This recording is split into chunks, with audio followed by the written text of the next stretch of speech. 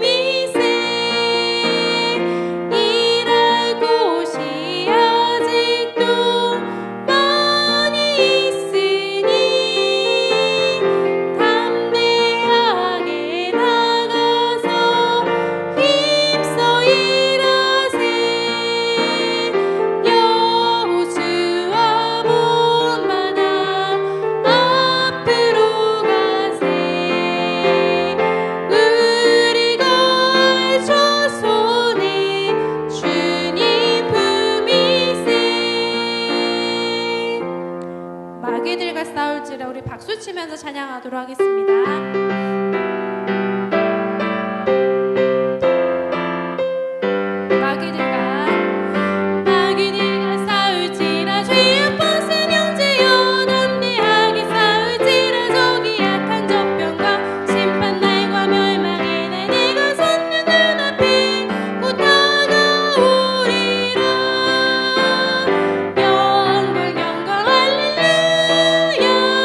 영광 영광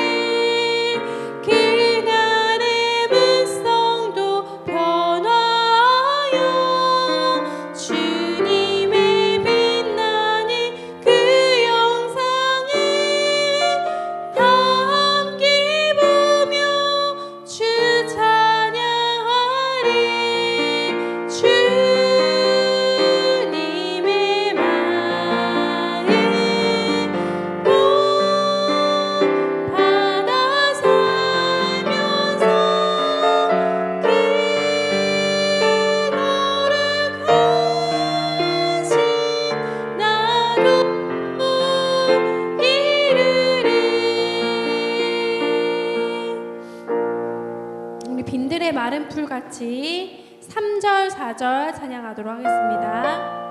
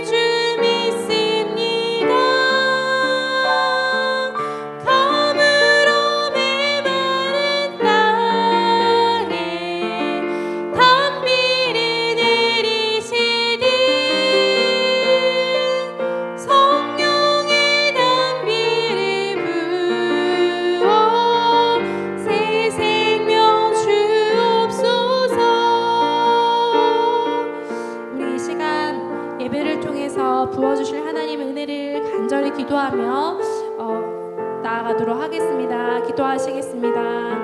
주님, 오늘도 우리에게 필요한 말씀을 허락하여 주시고 하나님의 은혜를 간절히 사모하는 자리를 만나주시기 바랍니다. 하나님, 우리가 정성껏 드리는 예배를 기뻐 받아주시옵소서. 하나님, 온전히 홀로 영광 받아주시고 하나님만 높여지는 예배가 되게 하여 주시옵소서. 하나님, 우리 마음 가운데 어려운 마음들이 있다면 이 시간 온전히 주님의 말씀으로 주님의 은혜를 회복되게 하여 주시고 하나님의 말씀을 마음에 품고 말씀대로 순종하는 삶을 살아갈 수 있도록 은혜를 내려 주시옵소서. 감사합니다. 예수님 이름으로 기도드립니다. 모두 자리에서 일어나셔서 임내송 찬양하도록 하겠습니다.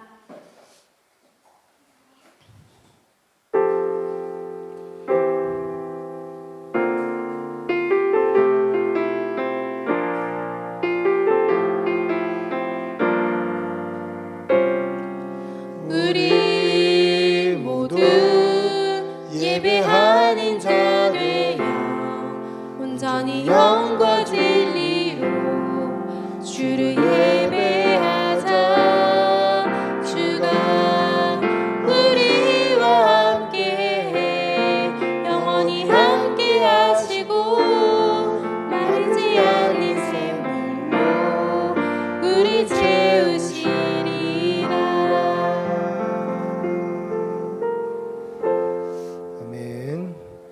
아버지께 참되게 예배하는 자들은 영과 진리로 예배할 때가 오나니 곧 이때라.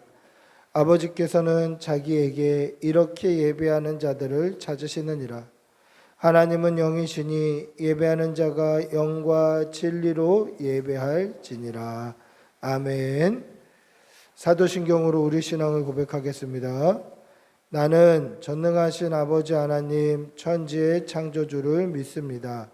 나는 그의 유일하신 아들 우리 주 예수 그리스도를 믿습니다. 그는 성령으로 잉태되어 동정녀 마리아에게서 나시고 본디오 빌라도에게 고난을 받아 십자가에 못 박혀 죽으시고 장사된 지 사흘 만에 죽은 자 가운데서 다시 살아나셨으며 하늘에 오르시어 전능하신 아버지 하나님 우편에 앉아 계시다가 거기로부터 살아있는 자와 죽은 자를 심판하러 오십니다. 나는 성령을 믿으며 거룩한 공교회와 성도의 교제와 죄를 용서받는 것과 몸의 부활과 영생을 믿습니다. 아멘. 찬송가 28장 찬송하시겠습니다.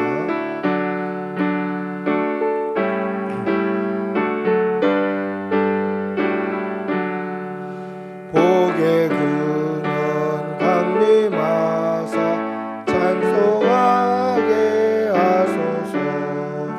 한량 없이 자비하신 증량할 길 없도다. 천사들의 찬송가를 내게 가르치소서. 구속하신 그 사랑을 항상 찬송합니다. 주의 크신 도움받아 이때까지 왔으니 이와 같이 천국에도 이르기를 바라네. 하나님의 품을 떠나 죄에 빠진 우리는 예수 구원하시고 보혈을 주시네.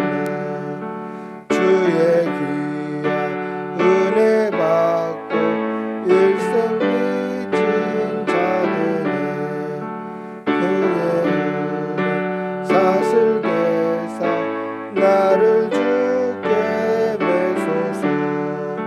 우리 마음은 연약하여 범죄하기 쉬우니 하나님 은국인을 지소서.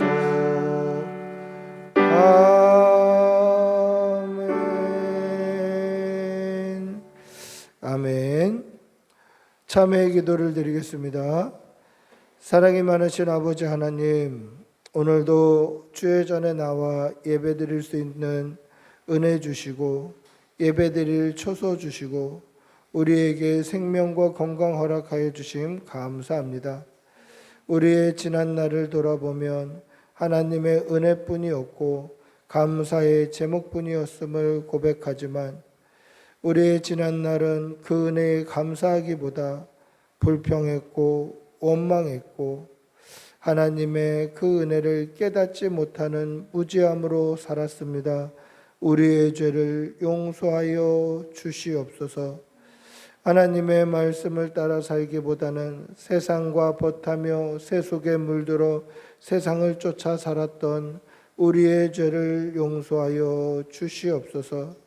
나의 감정과 나의 지식과 나의 혈기와 내 마음대로 살았던 우리의 지난 날을 용서하여 주시옵소서. 서로 사랑하기보다는 미워했고 이웃의 소유를 탐내며 이웃에 대하여 때로는 헐뜯고 욕하고 악한 마음을 품고 살았던 우리의 죄를 용서하여 주시옵소서. 이 시간 하나님께 우리의 모든 죄를 고백하오니 우리를 용서하시고 받아 주시옵소서. 지금은 하나님과 나만이 아는 죄를 생각하며 묵묵히 참회의 기도를 계속합니다. 주님 용서해 주시옵소서. 아버지 정결케 해주시고 깨끗게 해주시고 주님 도와주시고 믿음 주시옵소서. 성령을 보여주시고 주님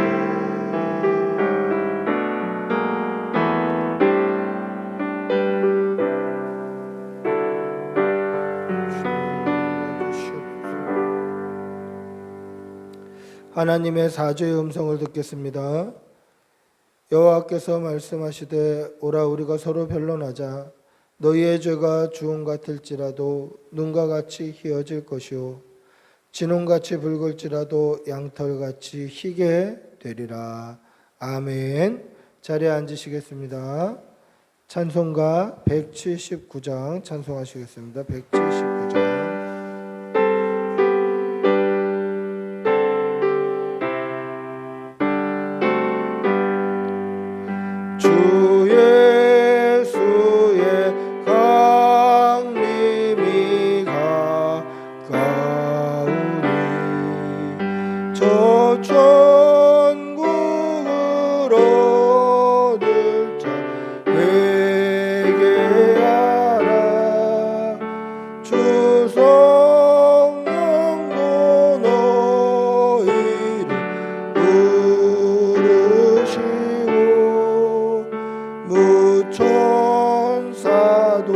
나와서 영접하네. 주 예수님 너희를 찾으시니 왜 의심을 하면서 오지 않나. 온 세상 죄 담당한 어린 양은 죄 많은 자 불러서 구원하네. 이 세상이 즐기는 제물로 너의 근심과 고초를 모면하리. 또 숨질 때 위로를 못 얻으며 저 천국에 갈 길도 못 찾으리.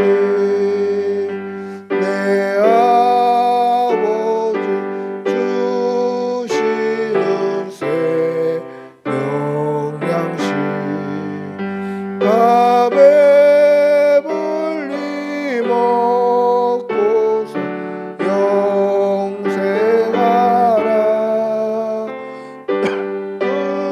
의심을 버리고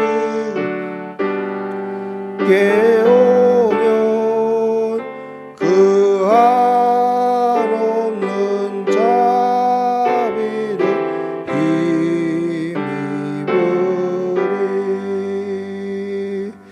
아멘. 우리를 대표해서 유지수 집사님 기도하시겠습니다.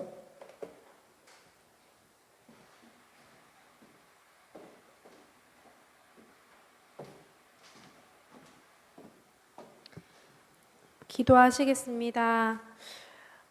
우리의 작은 신음에도 응답하시는 주님, 늘 우리와 동행하여 주셔서 감사합니다. 한 주간 정신없이 지내다가 어려움이 있을 때만 주님을 찾았음을 고백합니다. 내 생각대로 이루어지기를 구할 때에만 주님께 기도했던 것은 아닌지 이 시간 회개합니다. 또한 주님께서 세우신 교회와 가정을 위해 기도하지 못했음을 회개하오니 용서하여 주시옵소서. 이제는 연약하고 믿음 없는 신앙생활에서 벗어나 나의 꿈 너머에 있는 주님의 더 큰 계획과 신실하심을 기대하며 더욱 신실하게 살아가도록 인도하여 주시옵소서. 주님, 거창한 것이 아니더라도 만나는 사람에게 친절하고 관대하며 작은 것이라도 나누는 삶을 살아가게 하여 주시옵소서.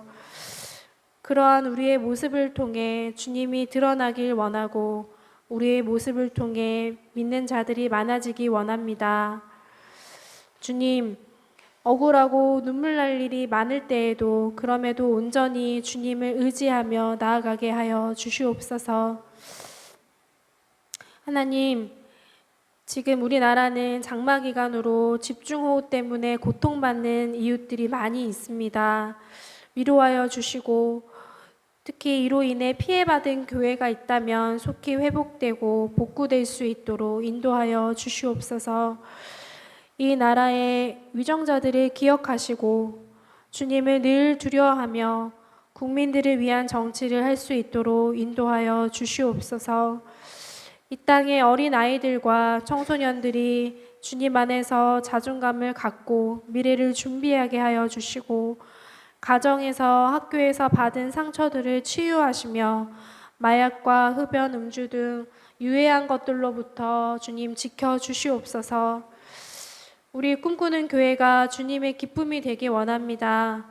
성령님의 인도하심을 매일 체험하기 원합니다.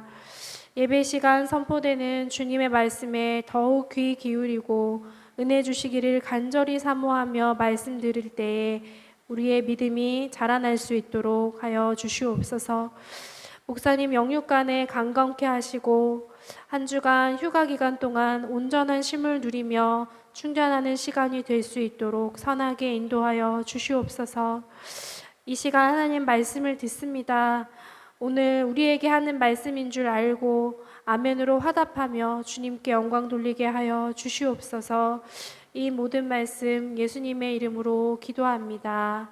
아멘.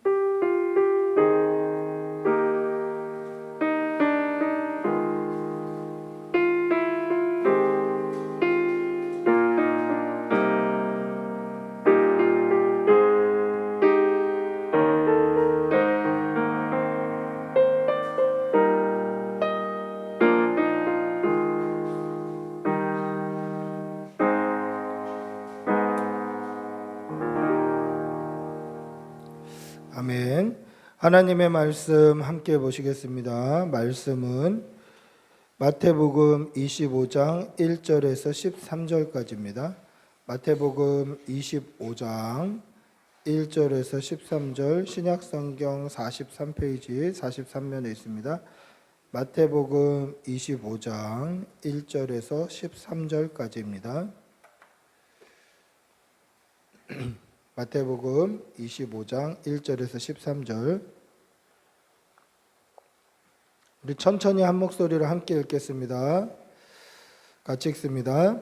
그때에 천국은 마치 등을 들고 신랑을 맞으러 나간 10처녀와 같다 하리니 그 중에 5은 미련하고 5은 슬기 있는 자라. 미련한 자들은 등을 가지되 기름을 가지지 아니하고 슬기 있는 자들은 그릇에 기름을 담아 등과 함께 가져갔더니 신랑이 더디 오므로 다 졸며 잘세. 밤중에 소리가 나되 보라 신랑이로다 맞으러 나오라 하매 그의 그 처녀들이 다 일어나 등을 준비할세. 미련한 자들이 슬기 있는 자들에게 이르되 우리 등불이 꺼져가니 너희 기름을 좀 나눠달라 하거늘 슬기 있는 자들이 대답하여 이르되 우리와 너희가 다 쓰기에 다 부족할까 하노라 하리라. 파는 자들에게 가서 너희 쓸 것을 사라 하니 그들이 사러 간 사이에 신랑이 오므로 준비하였던 자들은 함께 혼인잔치에 들어가고 문은 닫힌지라. 그 후에 남은 처녀들이 와서 이르되 주여 주여 우리에게 열어 주소서. 대답하여 이르되 진실로 너희에게 이르노니 내가 너희를 알지 못하노라 하였느니라. 그런즉 깨어 있으라. 너희는 그 날과 그때를 알지 못하느니라. 아멘. 할렐루야. 우리 옆에 계신 분들하고 한번 인사하시겠습니다. 반갑습니다. 사랑합니다. 2001년에 개봉한 영화 중에 이제 진주만이라는 영화가 있습니다. 저는 그걸 극장 가서 봤는데요. 그 스케일과 그 전쟁의 무서움과 그 공포를 이렇게 고스란히 느낄 수 있을 만큼 아주 대작이에요. 뭐 안 보신 분이 계시면 한번 보시면 되겠습니다. 이 진주만이라는 영화는 이제 일본군 비행 부대가 하와이에 주둔하고 있던 이 미국의 항공모함 그리고 해군 기지를 초토화시키는 그러한 실제 사건을 영화로 만들어 놓은 그러한 영화입니다. 1941년 12월 7일 일요일 아침 7시 50분에 이 진주만, 이 하와이에 있는 해변에 주둔하고 있었던 그 미국의 대단한 이 해군 병력이 일본군 항공부대에 완전히 초토화가 됩니다. 얼마나 많은 사람이 죽었냐면 이 공습으로 인해서 군인 2,334명이 사망했고 1,143명이 부상했고 민간인 사상자가 103명이나 있었습니다. 어마어마한 패배를 안겨주었지만 정작 공격한 일본 부대의 사상자는 64명밖에 안 돼요. 64명이 죽고 사상자가 3,500명 이상이 난 거예요. 어마어마하죠. 그런데 이 진주만 폭격이 있기 전에 이 진주만 폭격을 피할 수 있는 또는 반격할 수 있는 두 번의 큰 기회가 있었어요. 그 첫 번째 기회가 언제였냐? 이 폭격이 있기 몇 주 전에 일본인들의 이 암호를 해독했던 이 암호 해독병이 사람들에게 브리핑을 합니다. 이 진주만에 공격이 올 것 같다. 일본의 대부대의 공습이 있을 것 같다. 이 암호를 해독했는데 그렇다라고 이야기를 했습니다. 근데 사람들이 무시했어요. 물론 암호를 해독하기 위해서 통신을 감청할 때에 가짜 정보들도 줘요. 왜 진짜 정보만 주면 그게 해독되면 반격을 당할 수 있기 때문에 가짜 정보, 거짓말도 흘리는 거예요. 야, 이거 가짜 정보다. 야, 일본이 얼마나 먼 나라인데 거기서부터 비행기를 타고 와서 폭격을 할 수 있겠냐.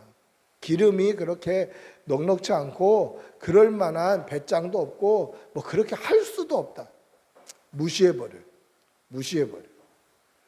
두 번째 기회가 있었습니다. 7시 50분 공습이 있기 50분 전에 오전 7시에 레이더에 대규모 비행 선단이 감추게 된 거예요. 와, 새까맣게 몰려오는 거예요. 이거 큰일 났다. 그래서 레이더 병이 그 장교에게 이야기를 합니다. 근데 담당 장교가 묵살해버려요. 야, 이거는 일본군이 아니라 우리나라 본국에서 온 지원 병력이다. 일본이 어딘데 지금 비행기를 타고 여기까지 오냐? 일본이 어떻게 옵니까? 항공모함 6척을 끌고 와서 그 진주만 앞바다에 정착해놓고 거기서부터 비행선단이 일어난 거예요. 그러니까 두 번에 피할 수 있는 기회가 있었어요. 심지어 지금 하와이에 주둔하고 있는 이 일본 해군의 주력 부대의 병력은 이 400여 대가 되는 이 진주만을 폭격한 미 항공기 부대를 초토화시키고도 남을 만한 병력이 있었어요. 그만큼의 화력이 있었어요. 그냥 깨어 있었다면, 그냥 제대로 준비만 하고 있었다면 이길 수 있는 병력을 보유하고 있었어요. 그러나 무시하고 묵살하고 깨어있지 못했다라는 것입니다. 여러분, 전쟁 시에 군인이 깨어있는 것 매우 중요합니다. 그러나 그것보다 더 중요한 것은 믿음의 성도들이 마지막 시대에, 이 마지막 때에 깨어있는 것은 전쟁 시 군인이 깨어있는 것보다 훨씬 더 중요해요. 여러분, 깨어있는 여러분들이 되시기를 바랍니다. 깨어있는 신앙인들이 되시기를 바랍니다. 그러면 오늘 깨어있는다는 게 무슨 뜻일까? 깨어있다라는 게 무슨 뜻일까? 오늘 말씀을 통해서 도전받고 은혜 받는 그러한 성도들이 되시기를 바랍니다. 할렐루야. 여러분, 신랑 맞을 준비를 하라. 이게 오늘 설교의 제목입니다. 여러분, 신랑 맞을 준비가 뭡니까? 신랑 맞을 준비가 무엇일까? 그러면 신랑이 예수님이고 예수님이 다시 오시는 준비를 해야 된다면 이 준비는 또 뭘까? 뭐를 준비해야 될까? 오늘 말씀을 통해서 이것이 무엇인지 우리의 삶에 적용하고 정말 그렇게 준비된 삶을 살아내는 여러분들이 되시기를 바랍니다. 할렐루야. 이스라엘의 결혼 제도는요, 우리나라 결혼 제도하고 좀 달라요. 많이 달라요. 지금도 그렇게 하는지는 잘 모르겠습니다만은 이스라엘의 결혼 제도는 이 신앙과 정결과 책임감이 포함이 되어 있어요. 신앙과 정결과 책임감이 포함이 되어 있다. 이게 무슨 뜻이냐면 이스라엘에서는 결혼을 할 때 이 처녀와 총각이 먼저 정혼을 합니다. 정혼을 해요. 우리가 결혼하기로 약속을 하는 거예요. 우리가 결혼하기로 얼굴을 보고 약속을 하면 이 정혼할 때부터 실제 결혼의 효력을 가져요. 결혼한 사람으로서의 효력이 있는 거예요. 그런데 효력이 있다고 당장 같이 사는 것은 아니에요. 한 1년쯤 따로 살아요. 1년쯤 따로 살 때에 이 처녀에게는 처녀의 증거를 얻는 기간이에요. 그 말은 뭐냐면 1년쯤 살면서 정결하게, 정직하게, 신실하게 신부의 준비를 하는 거예요. 그 시간 동안 만약에 어떤 딴 남자와 경험을 해서 임신을 해서 배가 불러온다든지 입덧을 한다든지 이런 처녀의 증표를 잃어버리는 일이 없도록 1년 동안 처녀의 표식을 얻는 기간이에요. 그리고 1년 동안 남자는 뭐 하냐면 자기 집으로 고향으로 돌아와서 살 집을 지어요. 1년 동안 집 짓는 게 쉽지 않죠. 아주 성실해야 돼요. 그래서 아버지는 그 아들이 한 가족을 부양할 만한 성실함이 있는지, 정말 열심히 집을 짓고 있는지, 그 한 가족을 부양할 만한 책임감이 있는지를 보는 거예요. 그리고 1년쯤 지났을 때 우리 아들이 책임감이 있구나, 한 집을 가장을 해도 되겠구나 라는 생각이 들면 신부의 집에 결혼하겠다라고 이제 통보를 보냅니다. 우리 아들을 보내겠습니다 라고 통보를 보내요. 그러면 예를 들면 오늘 7월 16일인데 7월 16일에 오겠다라고 얘기를 하면 결혼 준비를 하는 거예요. 신부 집에서. 그 결혼 준비를 하는 것 중에 하나가 이제 처녀들이 등불을 가지고 준비하는 거예요. 이스라엘의 문화는 저녁이 되며 아침이 되니, 즉 해가 지면, 우리나라는 로마 시간법을 쓰기 때문에 밤 12시가 땡 지나면 다음 날이라고 하지만 이스라엘에서는 해가 지면 다음 날이 되는 거예요. 그러면 해가 지면 깜깜해지니까 오늘 7월 16일 날 신랑이 신부를 데리러 오겠다라고 얘기를 하면 언제 오겠습니까? 당연히 해가 지자마자 오는 거예요. 해가 지자마자 오는 거예요. 사랑하는 신부, 1년 동안 보고 싶었던 신부, 이 신부를 얼마나 사랑하냐, 그 표시를 어떻게 알 수 있습니까? 해가 떨어지자마자 오는 거예요. 해가 떨어지자마자.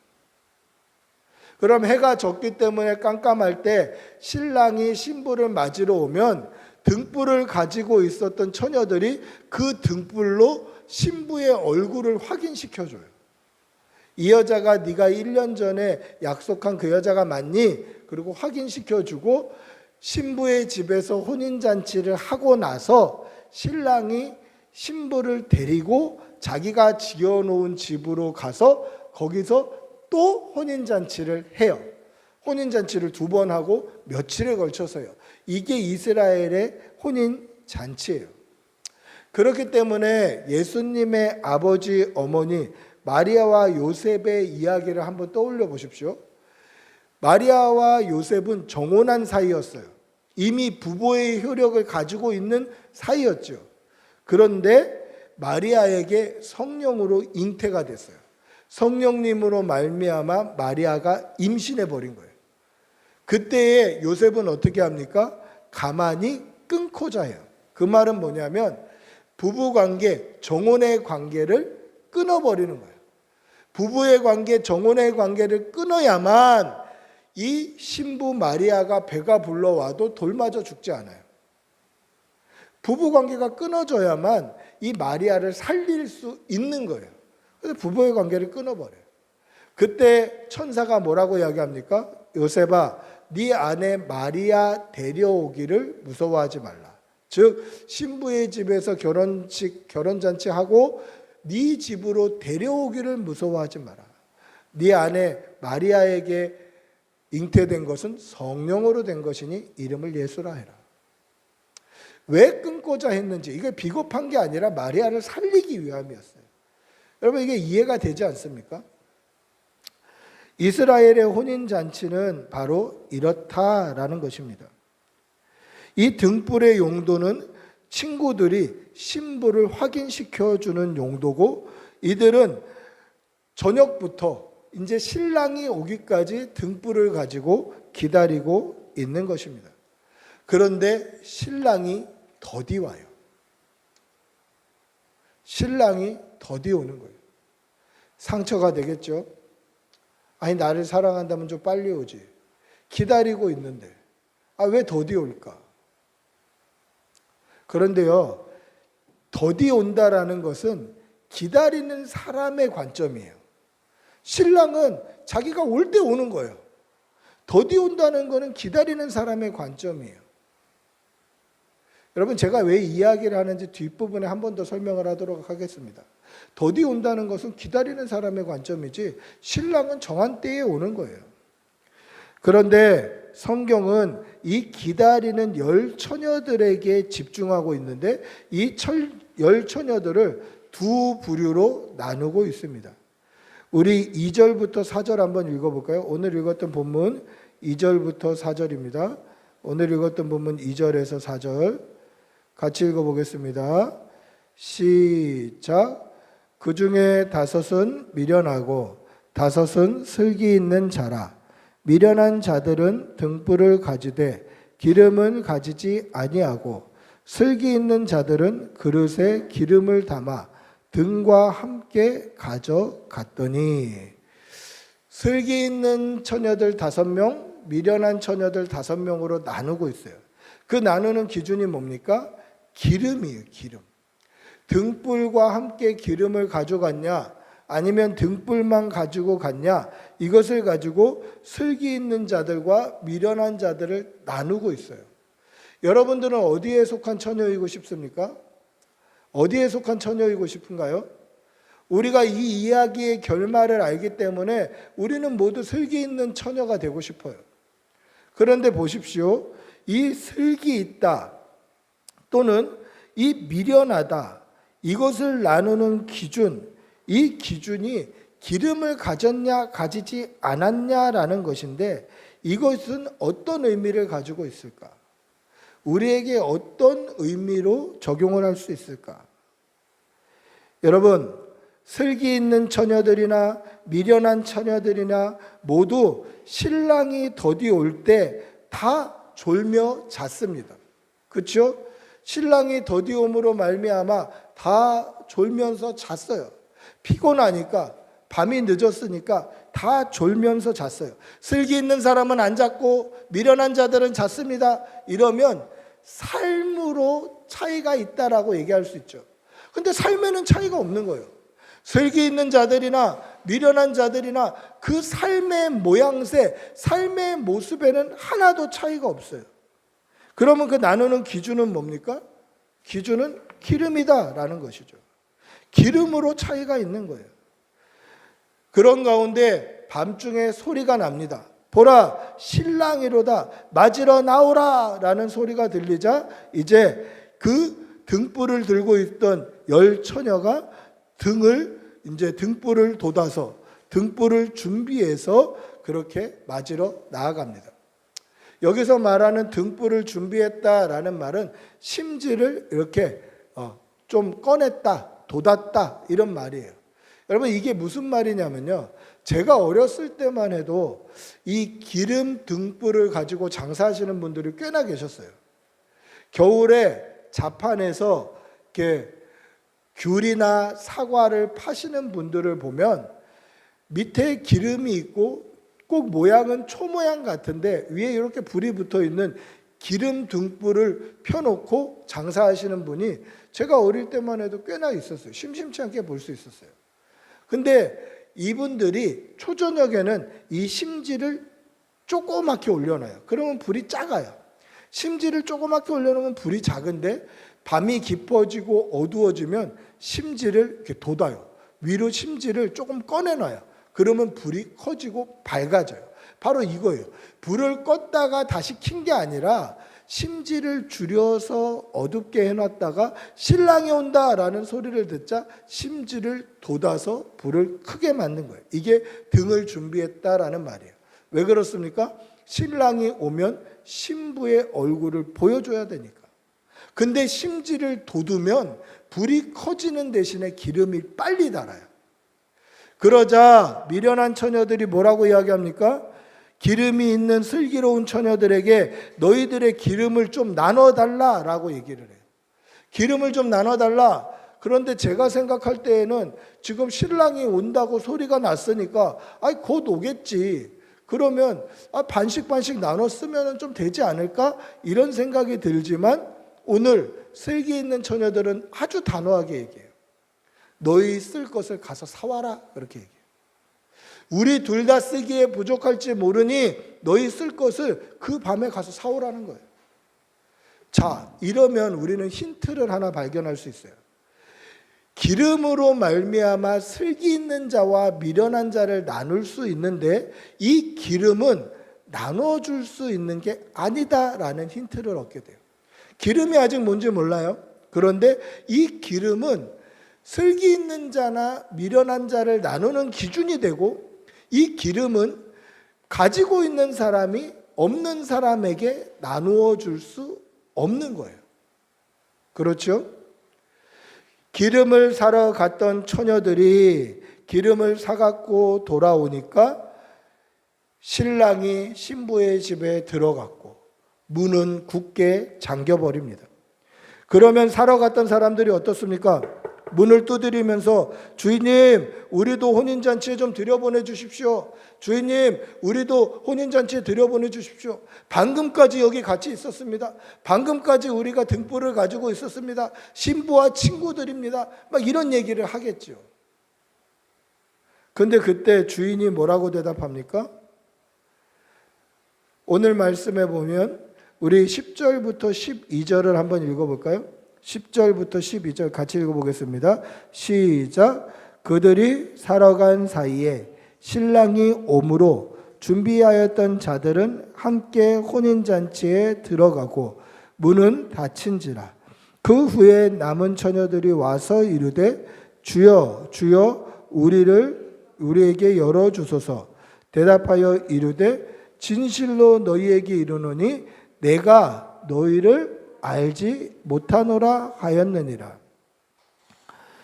여러분, 우리에게 열어주소서 하니까 뭐라고 이야기합니까? 아주 야박하죠. 너희에게 이르노니 내가 너희를 알지 못하노라.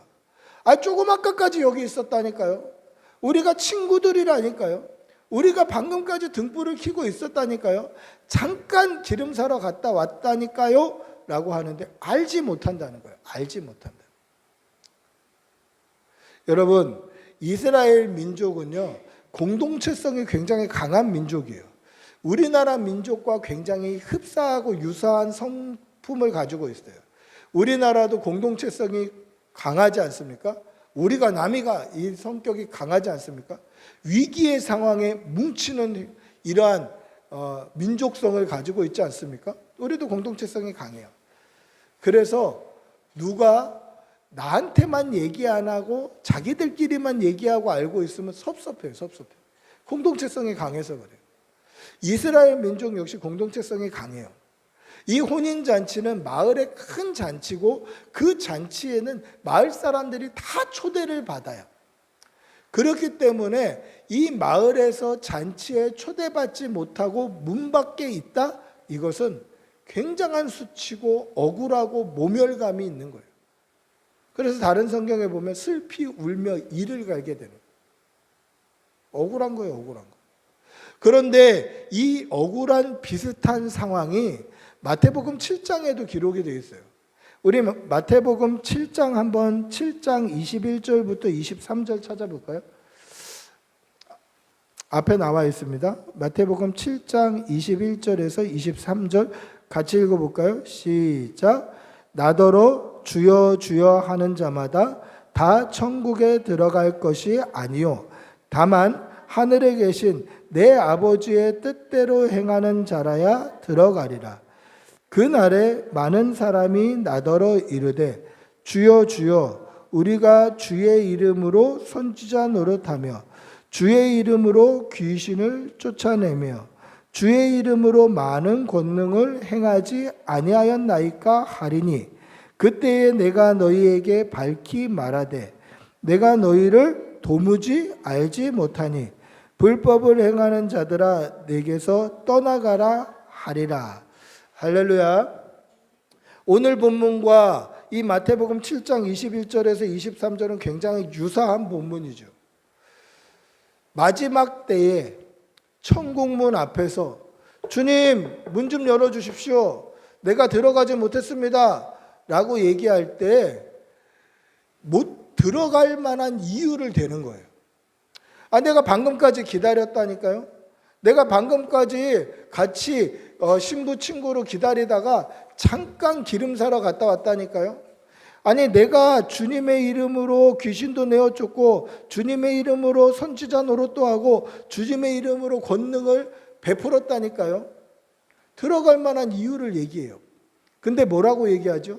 주님이 내가 너희를 도무지 알지 못하느니라. 내가 너희를 도무지 알지 못하느니라.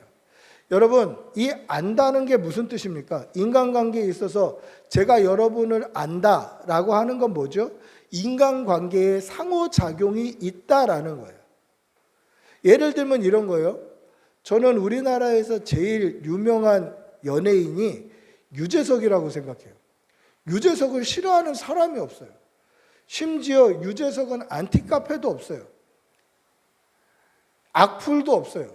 그래서 누군가 정말 안티가 없나? 악플이 없나? 하면서 안티카페를 만들었던 적이 있었는데 그 안티카페를 만들자마자 뉴스에서 취재가 온 거예요. 유재석 안티카페를 만들다니. 근데 심지어 그 안티카페 안에는 유재석 팬들만 모여 있어요. 안티가 하나도 없었어요. 안티가. 심지어 이 안티가 이렇게 없는 연예인이 있어요. 그냥 유재석을 좋아하고 잘 알아요. 근데 제가 잘한다고 해서 유재석과 인간관계가 있다라고 얘기할 수 있습니까? 그럴 수 없어요. 유재석은 저를 몰라요. 한 번 본 적도 없어요.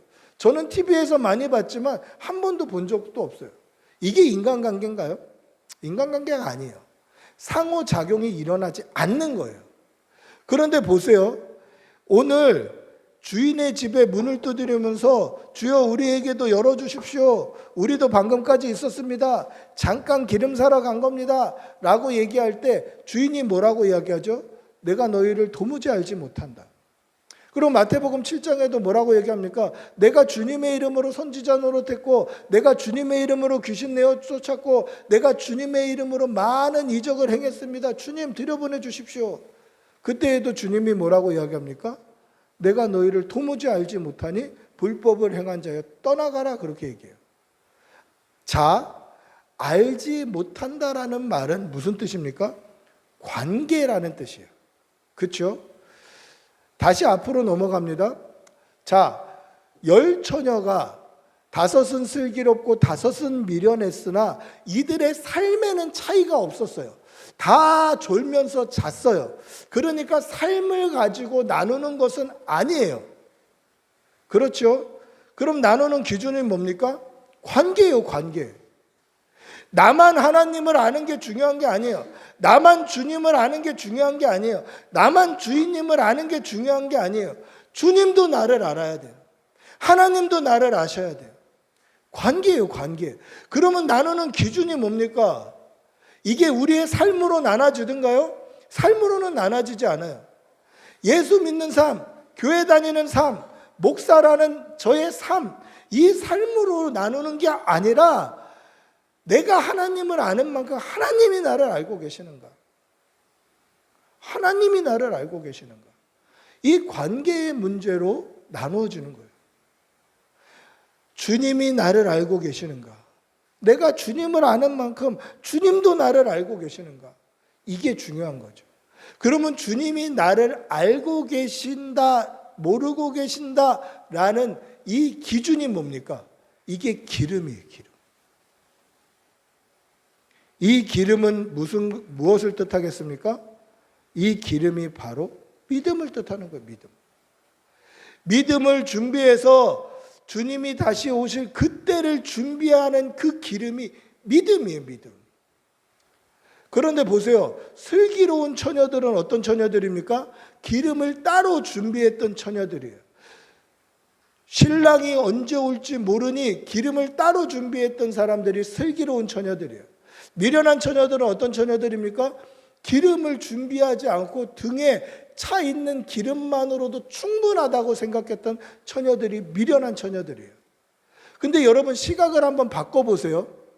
아까도 이야기했듯이 혼인잔치가 있으면 이 신랑은 1년 동안 신부를 기다렸기 때문에 해가 떨어지자마자 신부를 데리러 올 거예요.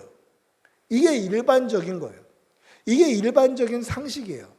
해가 지자마자 올 거야. 아니, 내가 경험상 그랬어. 여태까지 쭉 보니까 그랬어. 해가 지자마자 신랑이 올 거야. 그러면 기름 이것만 가지고 충분해. 이게 슬기로운 거야. 이게 지혜로운 거야.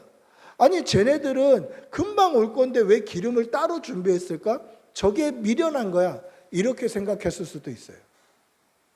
인간적인 경험을 가지고 인간적인 생각을 가지고 보면 오늘 성경이 미련하다고 하는 사람이 더 슬기로워 보여요. 야, 저렇게 편하게 해야 되는데, 저렇게 쉽게 해야 되는데. 근데 이게 우리의 신앙으로 한번 접목시켜 보면요, 당연한 줄 알고 하는 것들 있죠. 버릇처럼 하는 것들. 버릇처럼 기도하고, 버릇처럼 말씀 보고, 버릇처럼 주일날 나와서 예배 드리고, 이게 신앙생활 잘하고 슬기로운 것 같지만 이게 아니라 정말 신실하게, 정말 정직하게, 정말 하나님이 우리와 함께 하신다 생각하고 정말 공무원처럼 FM으로 정직하게 신앙생활하는 게 그게 슬기로운 거더라는 거죠. 여러분 슬기로운 처녀가 되고 싶으시면 정직하게 신앙생활하십시오. 주회전에 나올 때마다 내 중심이 아니라 이 정도만 하면 됐지, 이 정도만 하면 됐지, 이렇게 하면 신앙생활 잘하는 거지, 그 정도로 만족하는 것이 아니라 하나님이 원하시는 신앙인, 하나님이 원하시는 예배, 하나님이 원하시는 주일 성수를 하는 여러분들이 되시기를 축복하고 기도합니다. 할렐루야.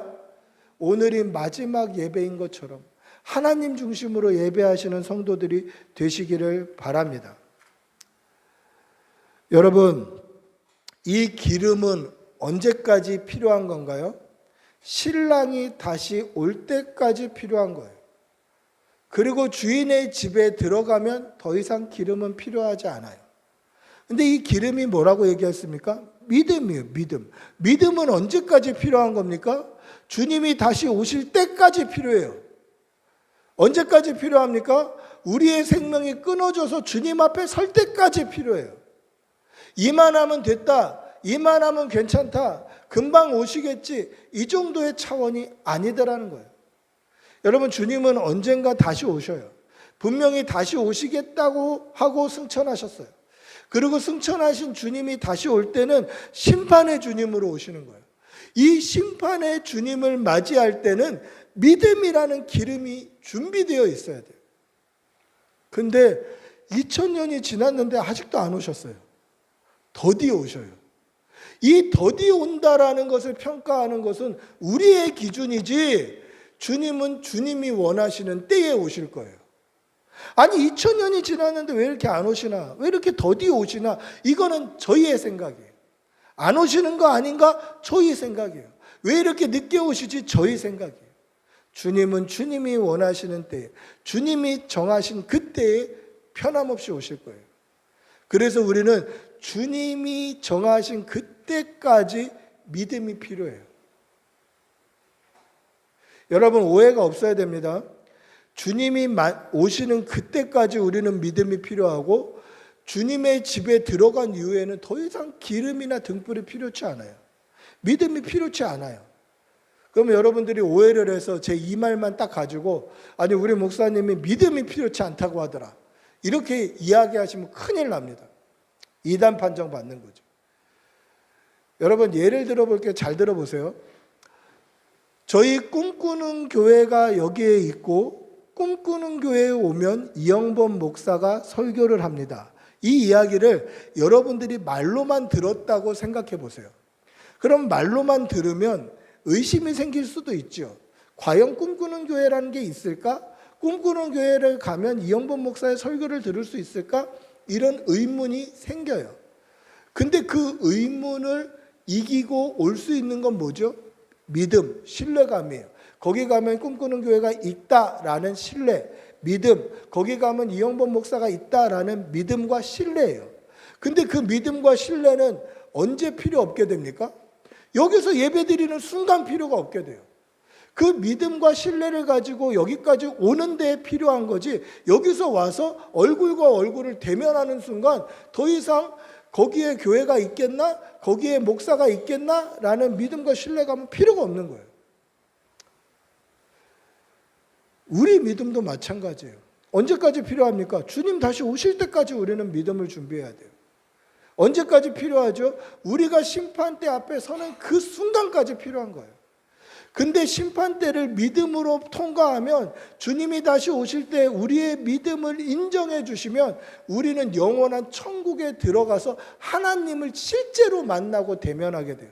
그러면 더 이상 하나님이 계신가? 천국이 있는가? 이러한 믿음은 필요가 없는 거예요. 그때부터는 교제예요, 교제. 그때부터는 혼인잔치가 끝나지 않는 거예요. 여러분, 이 믿음의 기름을 준비하시는 여러분들이 되시기를 바랍니다. 신랑이 더디 온다는 것은 사람들의 관점입니다. 신랑은 정한 때에 오실 것입니다. 그렇기 때문에 신랑이 오실 때까지 우리는 믿음의 기름을 준비하고 있어야 합니다. 이 등불이 꺼지지 않도록, 내 생명이 꺼져가더라도 이 믿음의 등불은 꺼지지 않도록 끝까지 기름을 준비하는 성도들이 되시기를 축복하고 기도합니다. 할렐루야. 우리 한번 같이 기도하겠습니다. 같이 기도할 때에 하나님, 우리에게 꺼지지 않는 등불의 기름을 준비하는 믿음을 허락하여 주시옵소서. 내 생명이 끝나는 순간이 온다 할지라도, 더 이상 신앙생활을 온전히 하지 못하는 육체가 된다 할지라도 이 믿음 변치 않게 하여 주시고 이 믿음의 기름 붙들고 끝까지 신앙생활 할 수 있도록 도와주시옵소서. 주님의 이름으로 같이 기도하겠습니다. 주님, 하나님, 우리의 생명이 끝나는 순간, 우리의 생명이 끊어지는 그때에 더 이상 신앙생활 할 수 없는 육체가 된다 할지라도 우리는 끝까지 기름을 준비하는 슬기로운 처녀가 되게 하여 주시고 믿음 주시옵소서. 성령을 부어주시옵소서. 주님 도와주시옵소서. 주님 도와주시옵소서. 성령 충만케 하여 주시옵소서. 주님 아버지 인도하여 주시고, 주님 우리의 생명이 끝날 때까지, 주님 오실 때까지 우리가 믿음을 준비하는 슬기로운 처녀처럼 살 수 있도록 도와주시고 주님 은혜 내려주시옵소서. 아버지 성령을 부어주시옵소서.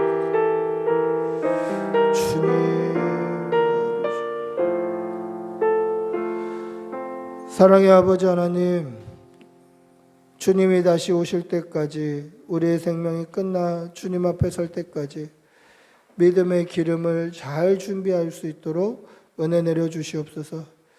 우리의 생명이 끊어질 날이 가까이 와서 우리의 육체가 아무것도 할 수 없을지라도 우리의 마음 중심으로 믿음의 기름을 준비하는 그러한 성도들이 다 되게 하여 주시옵소서. 날마다 믿음으로 살게 하여 주시옵소서. 감사드리며 우리 주 예수님의 이름으로 기도드리옵나이다. 아멘.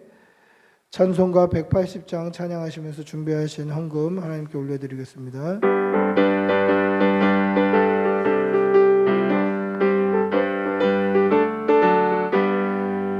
하나님의 나팔 소리 천지진동할 때에 예수 영광 중에 구름 타시고 천사들을 세계 만국 모든 곳에 보내 구원 얻은 성도들을 모으리. 나팔 불 때 나의 이름, 나팔 불 때 나의 이름, 나팔 불 때 나의 이름, 부를 때에 잔치 참여하겠네. 무덤 속에 던져 그때 다시 일어나 영화로운 무할 승리 얻으리. 주님의 검은 성도들은 타고 올라가 공중에서 주의 얼굴 배우리.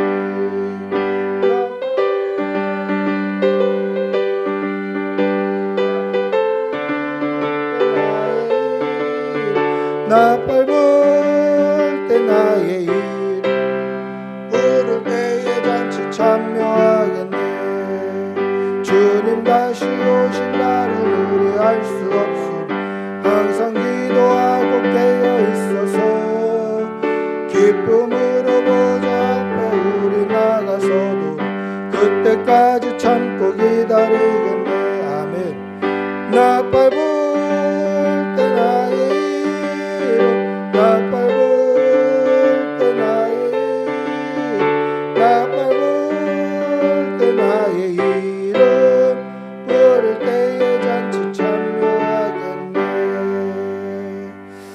기도하겠습니다. 사랑이 많으신 아버지 하나님, 우리에게 좋은 날 주시고 하나님을 예배할 수 있는 처소 주시고 예배 드릴 수 있는 생명과 건강 허락하여 주시는 은혜 감사합니다. 하나님께 받은 은혜가 너무도 크고 많고 감사하여서 주의 전에 나올 때 빈손으로 나오지 아니하고 여러 가지 모양으로 예물 올려드립니다. 이 예물이 쓰이는 곳에 하나님의 나라가 서게 하여 주시고 드린 손길에는 천배의 복으로 갚아 주시옵소서. 하나님께서 은혜 주시어서 사랑하는 성도의 가정에 일용할 양식이나 물질이나 하는 모든 일이 끊이지 않도록 도와주시고 사랑하는 가족과 자녀들이 보험사에 강건하고 잘 될 수 있도록 도와주시고 태중에 있는 새 생명에도 하나님께서 은혜와 복과 건강을 부어 주시옵소서. 그리하여서 하나님이 정하신 때에 건강하게 잘 출산하고 산모태아 모두 강건할 수 있도록 도와주시옵소서. 감사를 드리며 우리 주 예수님의 이름으로 기도드리옵나이다. 아멘. 광고 말씀드리겠습니다. 자세한 광고는 주보를 참조해 주시면 되겠습니다. 꿈꾸는 교회에 오신 여러분들 주님의 이름으로 환영하고 축복합니다. 우리 옆에 계신 분들하고 한번 인사하시겠습니다. 환영합니다. 축복합니다. 예, 자세한 광고는 주보를 참조해 주시면 되겠고요. 이번 주 수요 예배는 제 휴가 관계로 가정에서 자유롭게 예배합니다. 그리고 새벽 기도에는 인스타 또 카카오톡 묵상 노트로 올라갑니다. 영상이 아니고 노트로 올라가게 되니까요. 참고해 주시면 되겠습니다. 저는 월요일부터 금요일까지 여름 휴가로 다녀오게 됩니다. 또 잘 다녀오고 새 힘을 얻어서 또 하반기 사역에 충성할 수 있도록 기도해 주시기를 바랍니다. 7월 마지막 주 26일부터 28일 수요일부터 금요일 제가 또 마산 유로교회 중고등부 수련회 강사로 가게 됩니다. 오가는 길이 좀 멀기는 합니다만은 기쁨으로 갔다 올 수 있게 또 기도해 주시기를 바랍니다. 또 저희 수련회가 8월 14일, 15일 종교인 수련회가 있습니다. 장소가 정해졌죠. 예, 굉장히 좋은 곳으로 정했습니다. 대부도 더 샵 펜션입니다. 그러니까 준비하시고 기도해 주시고 또 기대해 주시기를 바랍니다. 저희는 뭐 수련회가 거의 휴가니까요. 1박 2일 또 잘 놀고 잘 먹고 또 은혜 받고 기도하고 이런 시간이 되기를 바랍니다. 자세한 광고는 주보를 참조해 주시고요. 모두 일어나셔서 우리 폐회 찬양하신 후에 축도로 예배를 마치겠습니다.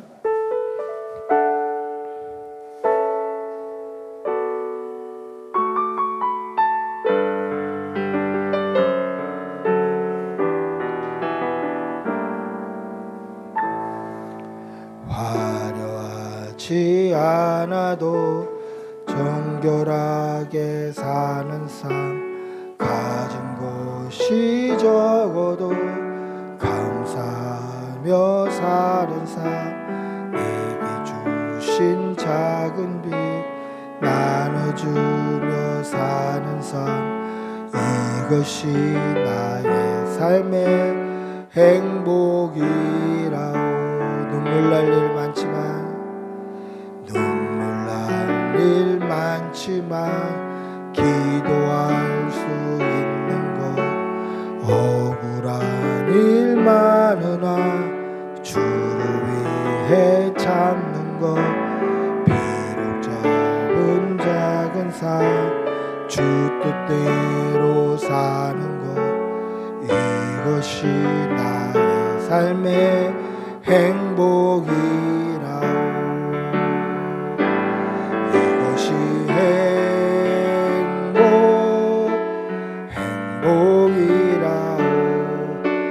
세상은 알 수 없는 하나님 선물, 이것이 행복이라오.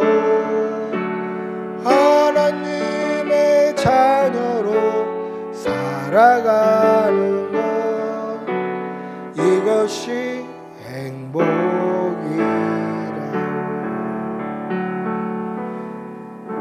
기도하겠습니다.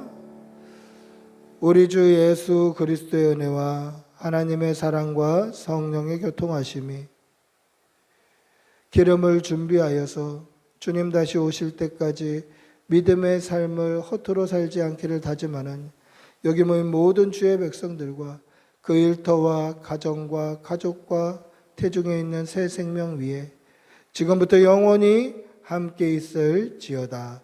아멘. 주님 도와주시옵소서. 성령 도와주시옵소서. 믿음 주시옵소서. 주님.